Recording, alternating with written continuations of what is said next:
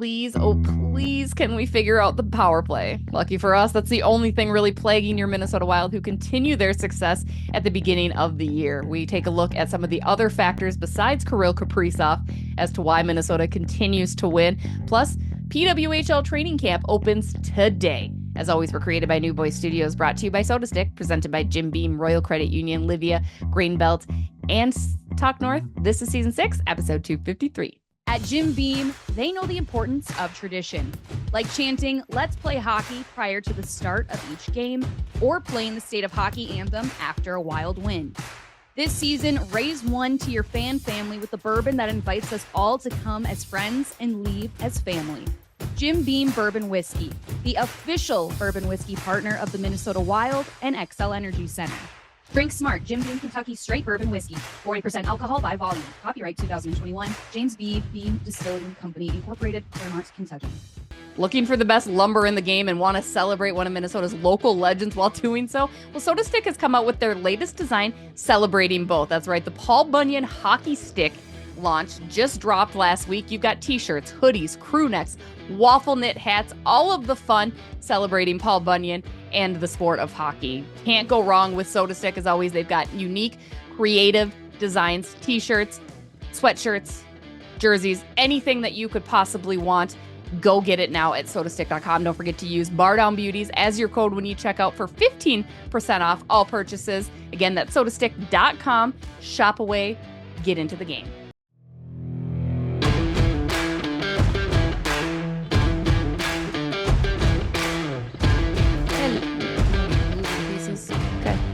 Hello, everybody. What's up? We're back. Bardown Beauties, episode 253. 63. No, 6-3. 263. That's what the email said. I feel like maybe I was wrong in the email. I think it's 253. I don't know what to tell you. You know, I think it might be 263. It might be 253. It's 253. 253. We're off to a great start today. We're off to a great start Happy today. Monday. Well, now Tuesday when you're Yes. listening. Yes, you're listening to episode 253 of Bardown Beauties, 253 like the human people normally say. I'm Jessie Pierce, writer for NHL.com. She's Kirsten Kroll, in arena host and our very own entertainment correspondent. Kirsten, right now we are covering one of the hottest teams in the National Hockey League, your Minnesota Wild, continuing to find success on the road, take 5 of 6 points in San Jose, Anaheim, and Chicago. Things fell apart. I did reach out to Kevin Gorg yesterday following my embarrassing, I will say it was an embarrassing prediction for Sunday's game in Chicago. I didn't take into consideration all the factors of travel and, of just road weariness when I had predicted the Minnesota Wild to defeat the Chicago Blackhawks pretty handily, which they did not do. In fact, they lost in overtime 2-1. And Kevin Gorg said, just bad prediction. He was not impressed. I don't even know if he technically accepted my apology. And he shouldn't. You know where I stand. You know I'm team KG.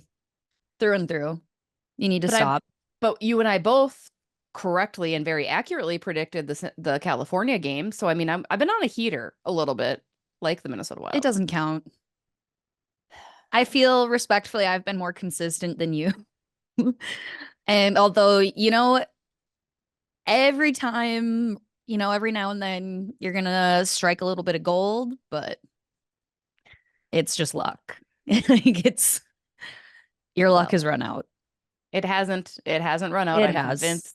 Do you feel this isn't luck for the Minnesota Wild? I know we talked about it last week, right? But they are 10-2-3, 7-1-2 on the road. I do want to talk about just the road in general.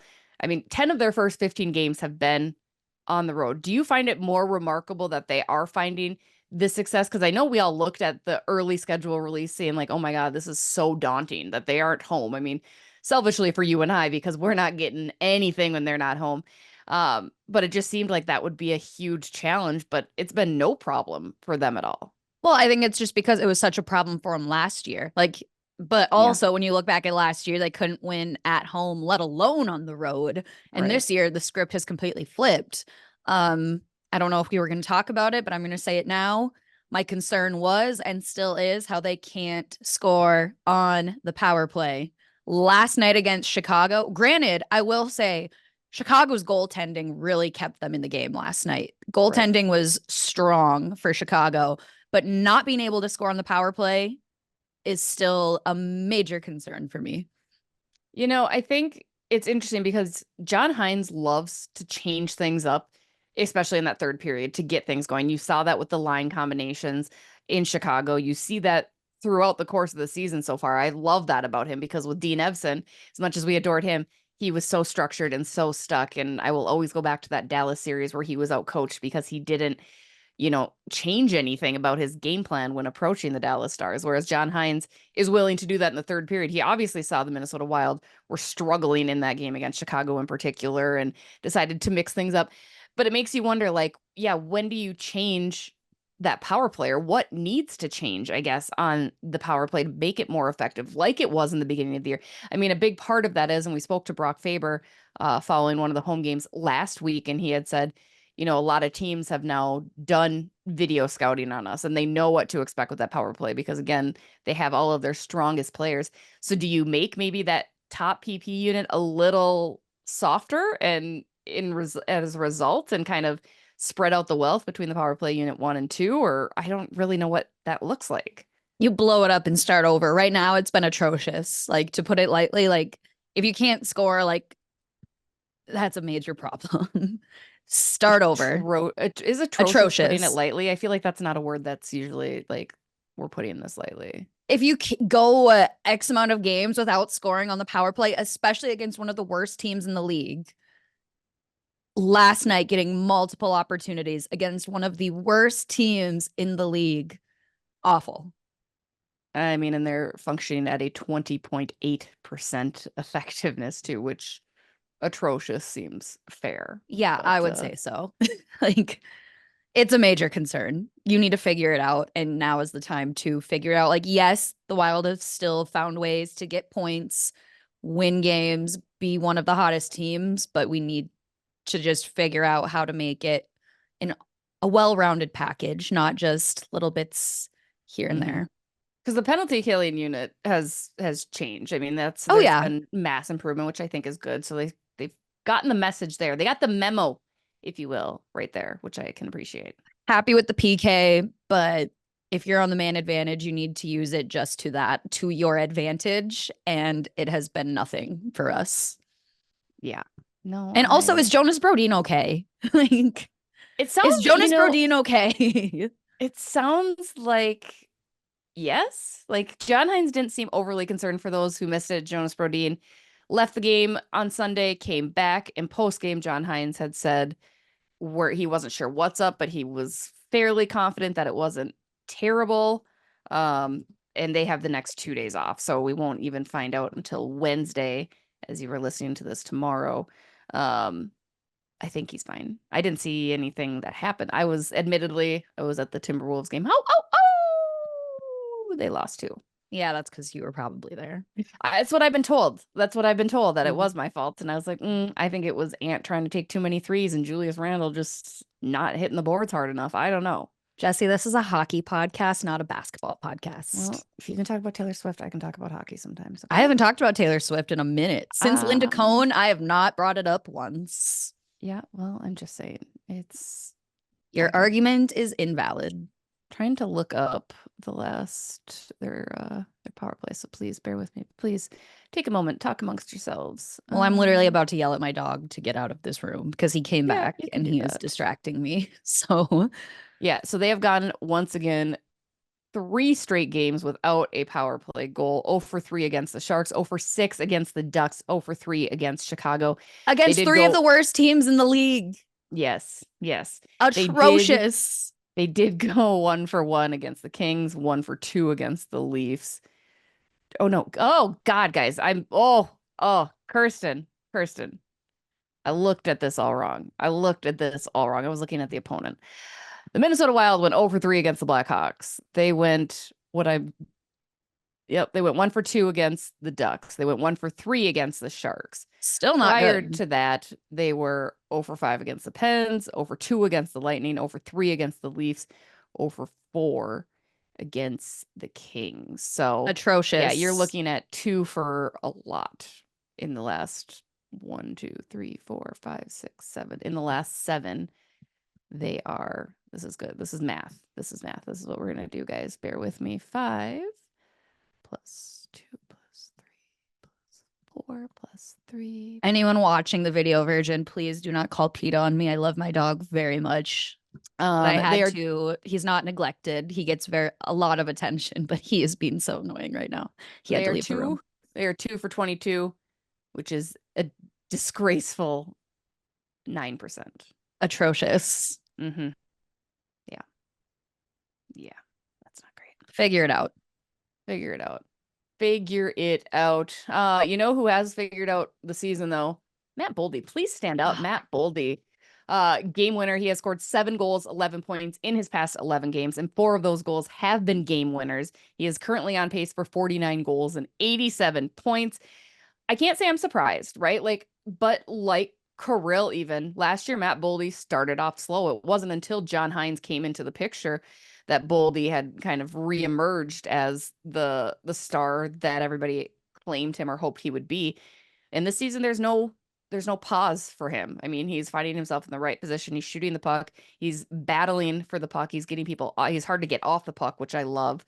Matt Boldy, man, just doing Matt Boldy things. Again, I'm not surprised, Kirsten, are you? I expect him to be this type of player, I think. And Bill Guerin expects him to be this type of player. Billy was going around media earlier preseason saying that he sees him as a 50-50 guy. Yeah. No, I'm not surprised. I think what we've been seeing from him right now is what we expected him to be, especially when he signed. Again, I hate to go back to being like, well, he got the contract he did because of the expectations, but going back to that, Bill Guerin saw something in him, expected him to be this kind of guy. And I think he's more comfortable this year. I think he's easing into that role and accepting his position. And my favorite thing, too, was in the game against Chicago when he did score the lone goal for Minnesota. He just didn't even celebrate it, didn't look impressed. It's just, he's been there before. And just, I loved that. Well, and because he knew that the team as a whole hadn't been playing well. Like, Matt Boldy was one of the few players that was playing well. I am going to ask yet again, Yakov Trenin.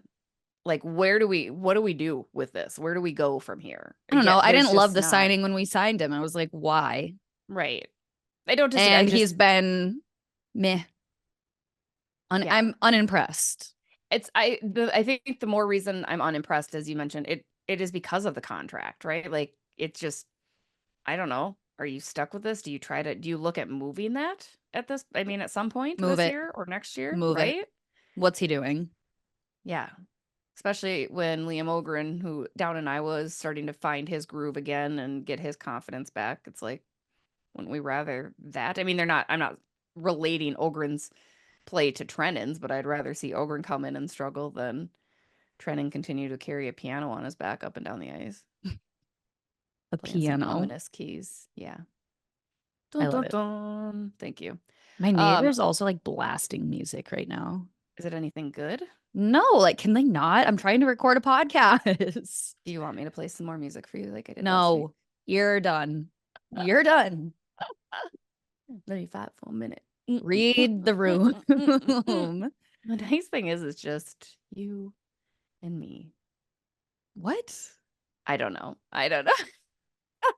You are my room right now when we're recording this, you know? Okay. I'm sure other people would like it. I don't know. Shout out to everybody that did engage and wrote power play. What's our secret word this week? Boldy. Could be unimpressed because that's my word of the day, unimpressed. No, it should be something else cool. Everyone can guess what song they think my neighbors are blasting right now. I feel like R. Kelly. God, I hope not. Hey, I can still appreciate his musical songs. I don't have to appreciate the artist. I can appreciate. Tell me Ignition doesn't get you rolling. Ooh. It's a remix to Ignition. I plead the fifth. Yeah, exactly. No, I think the secret word should be frost because we will be talking about the frost, aka PWHL, in the next segment. So, keyword frost. Comment if you're still listening. Frost. Appreciate you guys. I had mentioned a trade of Yakov Trenin. Want to talk about John Merrill. Now, we have been he's been serviceable, right? I think he's been fine. I don't have a problem with the rotation of sorts that they have between him and Declan Chisholm. In 10 games, Merrill has an assist, 12 blocks, 6 hits, and just 1 penalty while averaging 13 minutes and 10 seconds of ice time. He's on the final year of his contract. So, Kirsten, my question is for you. Would you consider trading John Merrill? Now, you'd probably get like a mid-round pick back. Um, or do you want to keep him on the team again? I have no problem with John Merrill. I have no problem with him going in and out. However, I would say if a team comes knocking and they're looking for somebody who's, John Merrill's looking to do more than a seventh defenseman, maybe he's also interested in that. I just am curious. That's something that I would maybe be like, I'm not as adamant like, oh my gosh, we need to get rid of him or he needs to be in the box. Cause again, I think John Merrill has been fine. He has been fine for me. But what are your thoughts on Mr. Merrill's play this year so far? I haven't had a problem with him this season. I Mhm. genuinely have not, which is huge considering last year I had a lot of things to say. We all did. No, he's been fine. And respectfully, I don't think he's been much of a liability, if at all, Right. so far this year, which again, very different from where I stood last year. So right now, no, like I'm not calling for him to be on the trading block. I mean, I think, yeah, if there's teams inquiring, listen to the offers. And if Mhm. it's something that's going to make your team better, why not? I do feel like I'd probably rather see Declan in the lineup over John Merrill still. Mhm. But even the rotation that they have, I'm not mad about it. Making Right. sure like no one's sitting too long, still getting those reps in for gameplay so that they are ready. And especially too, kind of I'm very protective of our defense because I'm very passionate about good defense Mhm. and the health of our defensemen. And I just feel like maybe right now it seems like things are a little just fragile. Jonas Brodin, Jared Spurgeon, just in case, just in case. Mhm. So I don't know. It's kind of where I stand. Yeah, I would say you don't need to actively shop him, but we all know Bill Guerin will listen to an offer if it comes in, and I'm sure there are teams that are starting to assess what they have and what they need, whether that's an early season trade or before deadline coming up here in February. But something to keep an eye on. Again, If it's going I to think make you your all need team better, do it. well, and I think you all need to rinse out your mouths with mouthwash on the John Merrill bad taste because it's not there anymore. I feel like some No, people are disliking him this year just to dislike him because that's how we felt last year. And I'm like, that's not really the case this year. Like, no. he's been fine. Like, there's been nothing that's, or to me, Chisholm over Merrill, I do like too because he has a special teams ability, right? He's able to be on the PK a little bit better, whereas John Merrill doesn't necessarily bring that asset with him into the lineup. But I have no problem with having John Merrill get in there once in a while. Like yeah, he's not a liability. So y'all need to chill on the John Merrill hate this year because I don't think it's warranted just yet. We're still very Just yet. early.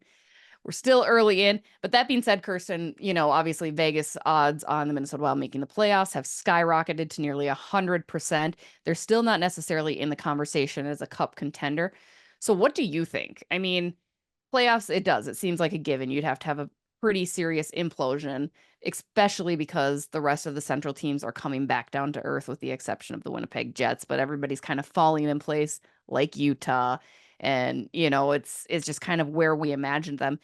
Do you think Minnesota has the gumption to continue to do what they're doing and get a high seed in the playoffs and maybe get out of that first round? This is way too early, reckless speculation, if you will, but it's something to think about, right? Like, I don't, I don't have as hard a time viewing this team as a contender as I did heading into the season.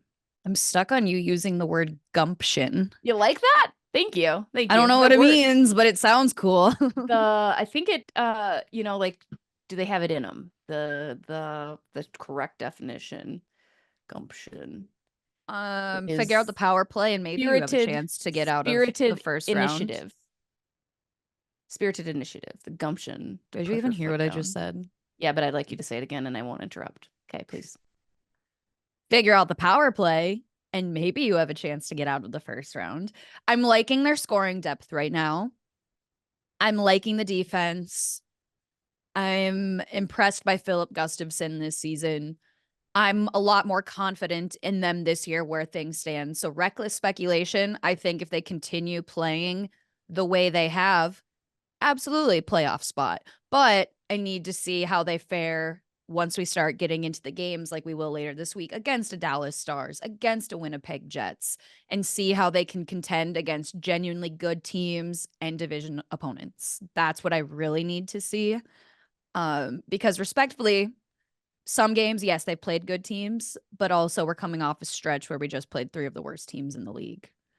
Right. And again, can't stress the importance of them winning those games in the way that they did against the Anaheim Ducks and against the San Jose Sharks in particular. Like, Yeah, definitely you needed to important, but I stamp need to see those. how they do against a Dallas this upcoming week.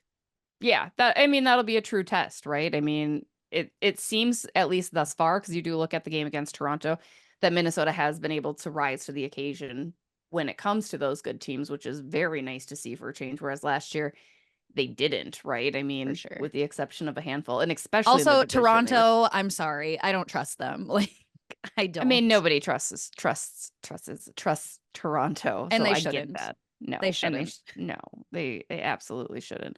But you look at last year against the Avs, they went 0 for 3. Against the Stars, they went 0 for 3. Like, everybody in their division, they lost to 0 for 4 against the Jets. And that's going to 1 for kill 1. them if we get into those games and they Right. can't produce. Like, though, it's going to be so important to see.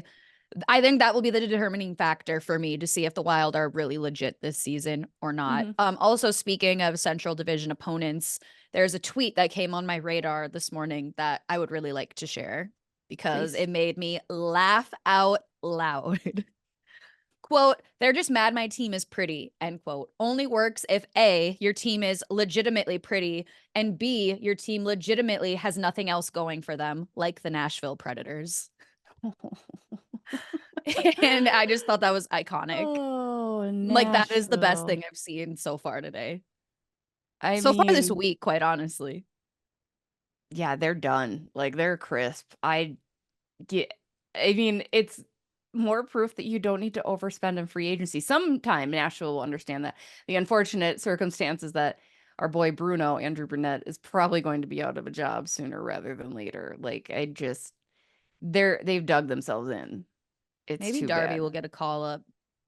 Like, he'll No. get bumped. Like, well, he might, maybe, but Maybe. Oh, the Nashville Predators, 5-9-1. They They're need against, another U2 moment. They need to find their U2 right? That's moment. literally all they need, I think. But that's a tough go for them, Let's I go to say. Nashville this year, this season. Um, yeah, we could do that. Like, I'm so for real. I've never been to Nashville. Oh my gosh, I have, and it is my Disney World. It's the most magical place on earth. I'll I show see you that. around. Like, let's plan this, make it a thing. Yeah. Well, last year you guys all came through in the effort to send us to the draft, which unfortunately didn't work We due to some did it. scheduling issues. But you know what? We could do a Nashville trip in. Let's see when the Wild are there. Oh, Nashville's here twice. January 18th, a Saturday. I'm free. I'll make myself available. Okay. So And it's a Saturday. January. Yeehaw. Let's go honky tonkin'. Yep. Okay. January 18th, we'll be putting out the GoFundMe information to schedule that. And we appreciate all the contributions and support of getting us to Nashville. The Beats take Nashville. It'll be a lot of fun, guys. It'll be great content. And we appreciate your support in that endeavor. Forget Jesse. Imagine Kirsten in Nashville. So in my element. No, like, okay, like, yeah, you're going to be fun in Nashville, but like me. Think about me in my element. I would absolutely be the best in Nashville. What are you Okay, talking about? yes, but like, we're thinking about me for a second. Aren't we always? Because Nashville, I've always said if I would live anywhere else, it'd be Nashville. I'd live in Boston. Boston. Oh, yeah. Let me ask you a question. I watched Miracle again You this just weekend. literally butchered that. That was not No, good. that's I'm how. gonna Let me humble you. ask you a That was not question. good. Why'd you want to play college hockey? Yeah, That's not good either. that's also very good. It Some wasn't serious good. hockey. Why'd you want to play college hockey? That pansy over there cheap shots me. I get tossed out of the game. He steals the ring right off my finger. How would you feel? Yep, You're just you've that was it's good. Thank you for concerning the the plug. amount of times you've seen Miracle. It's it I literally hadn't watched it in a very long time. Even Mike was like, he came in and saw me watching. He's like, you know what? I'll let this one slide because you haven't watched it in a very long time. But I couldn't stop reciting it. Like I was just doing laundry and just like I can't help myself. It's I love concerning. it so much. Oh, it's so good. Which brings me to an interesting point. I'm going to call up my friend Clark here, who is a Canadian up in the Saskatchewan, who has said he has never seen Miracle, which I found odd. He's a huge hockey dude, loves hockey, works in hockey. And then I realized he was like, well, I don't know, winning an Olympic medal is like every other Saturday for a Canadian. I was like, you're probably right. Like, I need to know if Canadians have seen Miracle. I understand that it obviously wouldn't exude the emotion that it does here for us, but I just always assumed every hockey player or hockey person watched it. Because then I countered and I said, have you seen Mighty Ducks? And he's like, well, of course I've seen Mighty Ducks. And I was like, I mean, I can see why Miracle doesn't resonate with Canadians like it does Americans, especially Minnesotans in particular. But no, especially like in for me, I'm Boston. just like literally in middle school when we'd have movie days, that is truly the movie that they would play. Like it happened once a year. We'd be in the Yeah, auditorium just watching Miracle. so Like it was good. just a thing. Right. The best. I even can overlook the very over accentuated Minnesota accent in that movie. It is bad. Yeah. Not nearly as bad as my Boston accent, but it's fine. I'm working on it. We'll get some We're gonna donkeys. overlook it for now. We'll overlook it for now. We are not going to overlook further conversation about hockey. We're going to take a quick break. Okay. Please. I had no segue out. I had one earlier and then I had no segue out. So this is what we're going to go with. It's a train Um, wreck. Just cut it while we I can. basically I basically just do these things so I can get my clips of your face that of your disappointed looks that you give me. Yeah. The exaggerated eye rolls, the constant disappointment. We're gonna take a quick break. We'll be right back.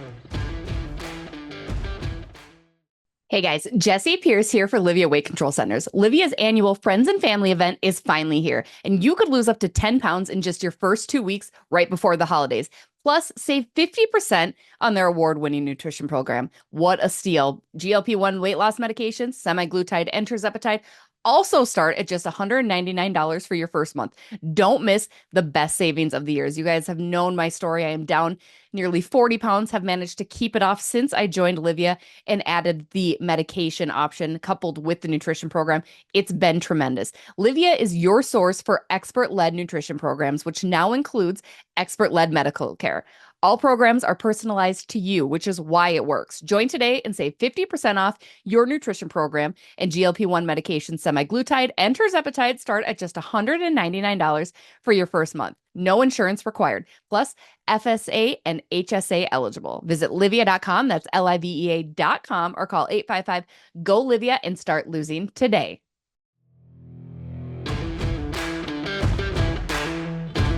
All right, we're back. Let's look around the National Hockey League, Kirsten. My boy, Alex Ovechkin, I've always been Team Ovi. I just love him. I love the confidence he exudes. He is going to break Wayne Gretzky's scoring record this year. He's 31 shy of tying Gretz, currently 10 goals on the year. No question, right? Ovi's going to do it? I think it's going to happen this year. I really do. And I think maybe that's the underlying motivation for him this year to start the season too. Like he knows it's lurking and Mm-hmm. he wants it. I don't know, he last season kind of fell off a little bit, wasn't playing like you would expect Ovi to. Mm-hmm. This year, like he's popped off. Right. So yeah, I Yeah. do think it's going to happen this year. I really do. It's 894 is the record for those of you unaware, set by Wayne Gretzky. Um, it's got to be. Do you think if he reaches it, like, because Ovi's already got his cup too, Mhm. right? I'm sure he's not satisfied with just one. If he breaks it this year, do you think that's it for him? He seems Hmm. like a guy like Yager who could probably play for quite some time. I don't think he'll be done. I don't think he'll be done, but I think it will help cement his legacy. Yeah. Like, so personally, he's like, okay, accomplished what I've wanted to, but I don't think he'll be done. Does that mean he wins the quote unquote war between Sidney Crosby? But Sidney Crosby has more cups. And right? he's Sidney Crosby's our face-off king. Yes, they play different roles. I mean, I've always sided with I used to have a really deep-rooted dislike for Sidney Crosby. I never did. I used to have the biggest crush on him. Just Like, never cared. I was just always very team Ovi. Like I loved the way he played just so hard, and I just always thought Crosby was kind of wimpy. I I don't never know. I not think I I was always team Sid, but Yeah. I grew up in a different era than you, I suppose. Just gonna ignore that comment. But it's fine. I had got ID. Every time I get ID'd now, I feel like they're just judging me. Like they're just looking, they're like, oh, yeah, you're good. And I was like, are you actually surprised? Or no, he's like, no. And I'm like, why do you just lie? What happened to lying and being nice? Like my gray I hairs would pop still out card you. more. Jesse, if you came to the bar and I was working, I would card you. Yeah, thank you. I didn't, I know it's funny because I never knew it bothered me until as of late. I think it's just becoming a larger realization I that didn't I'm get just, carded when I was out last night watching the game, yeah, and I didn't think twice about it. I was like, cool. Like, I don't have to take the effort of digging into my wallet to pull out my ID. yeah, that's true too. I looked at the positive. Mm-hmm. Yeah. There's always Anyway, a silver lining. always a silver lining, more silver linings. Our good friend of the pod, Natalie Darwitz, along with Chrissy Wendell Pohl, inducted into the Hall of Fame tonight, Monday, yesterday, for those of you listening live on Tuesday. Great celebration weekend. I was able to shoot her a little note and just say congrats. Obviously, so well deserving. A tumultuous little bit there for her, given all the offseason things with the PWHL, but so deserving. Because again, this isn't just the U.S. Hockey Hall of Fame, which she's also been inducted to. This is the Hockey Hall of Fame. I mean, she joins the likes of legends, and she is a Mhm. legend herself, and Chrissy Wendelpool as well. I mean, both of them done tremendous things, not only in women's hockey, but in the sport as well. It's a huge, huge deal, and it's very deserved. Everything she's done, not only for women's hockey, but just hockey in general, and especially in Minnesota. Fantastic person, well deserved. I'm happy that she has this moment to celebrate after a hard year. Yeah. And yeah, she's did it her way. She's always kind of done it her way. So from being a 15-year-old player with Team USA to being its captain and retiring from playing at 27, just a pretty cool career. So congrats to her and Chrissy on the accolades and to the entire class as well. Shea Weber and Jeremy Roenick and all the likes of them too. So very cool. Speaking of women's hockey, PWHL Minnesota, aka the Frost, kick off their training camp today, Tuesday, when you are listening to this. Kirsten and I able to introduce the season, if you will, at a bar of their own on Monday night. Super fun event there for season ticket holders. And then they'll have their media day on Thursday where we get to check in with the players and the coaches after they'll have a couple days of camp. It's finally here, Kirsten. How do you think year two is going to be different? We had Melissa Caruso on a couple weeks back, the new general manager of the Frost. But yeah, how do you think they can elevate? I mean, we saw the success they had as far as the crowd goes most nights, but it's still, weebled and wobbled. Do you think having more games is going to help that a little bit too, so more people can get out more often? I definitely think it's going to. Also, I feel last year, always in the background, was they're establishing the footprint for Mhm. what they want the PWHL to be and still just kind of figuring everything out. This year, it's definitely more established. It has that feel. So I think this year, less focus is going to be on all of the firsts. And this year, just truly down to business and focusing. Not that it wasn't last year focused on the game and the skill on the ice, but it was always like, oh, setting the precedent or, a lot of that in the background, a lot of the first. And this year, I think Yeah. it's the precedent is set. We're going to continue to build off that and really going to be business this year. I think going to hit the ground running. Yeah, not just the look at me, the shiny new toy, but look Mm-hmm. at us, the skill level, the talent. Because again, I encourage all of you, if you've never watched a women's hockey game, to get out and watch one of these games because it is much more physical than I think you anticipate it to be. It's fast because I find female players just to be a little bit zippier because they have to, because they're playing a different style of hockey in a sense without the checking. Mm-hmm. So it doesn't kind of slow down. And Minnesota has some of the best players in the world on their team too, so you can't miss out on that. And they're fun. Like it's Mm. perfect to bring the family to as well. Like my kids had a blast at the game, and I think it's just a great introduction to hockey for boys and girls alike as well. I will never forget Avery at the game. Just such a happy little girl. Just such well, it's because she got ice cream and sticks and all the things too. All the But things. that's all a girl needs sometimes. Just Hmm. ice cream and hockey sticks. So Yep. yep. So follow along. We'll be talking more about them as the season progresses forward, and they kick off here in December with their games.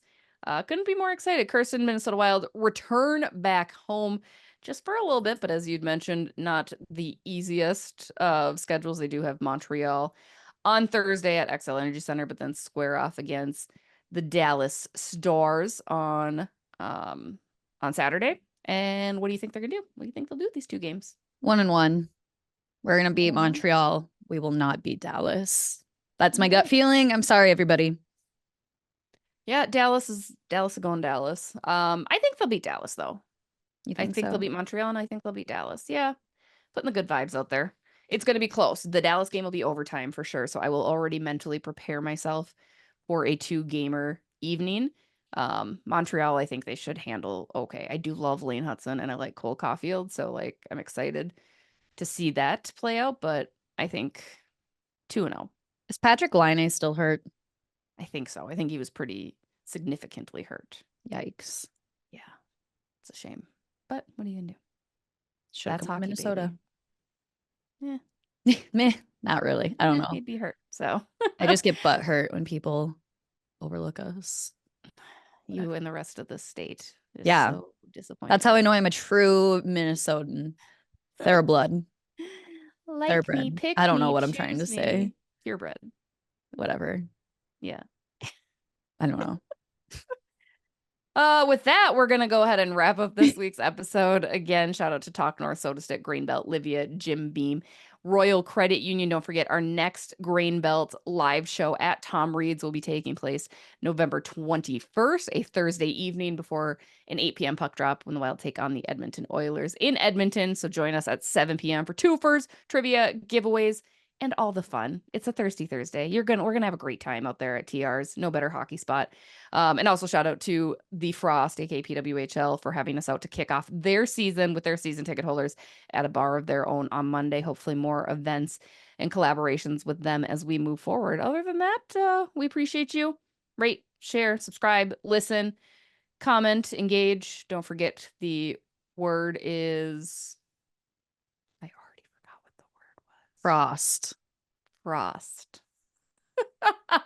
Well, we bantered back and forth about what it was, so You know what? And one of us was listening. yeah, well, there you go. Frost. Frost is your special word. Comment below or at us. All right, have a Again, good no, day. let's switch the word to unimpressed because that's how I'm ending this episode. That's how I feel about you today. We'll Unimpressed. take either. How about that? Frost or unimpressed? Yeah. On your goddamn eye rolls, I tell you. All right. Sorry, I'm expressive. Do you want me to sit and cry again? No, I don't. No, I know. But just again, tell me what you want from me. I'm not even sure at this point. I just plain, it's your world. We're just living in it. Yeah. Unimpressed or Frost. Okay. Have a good week. Go out. Bye.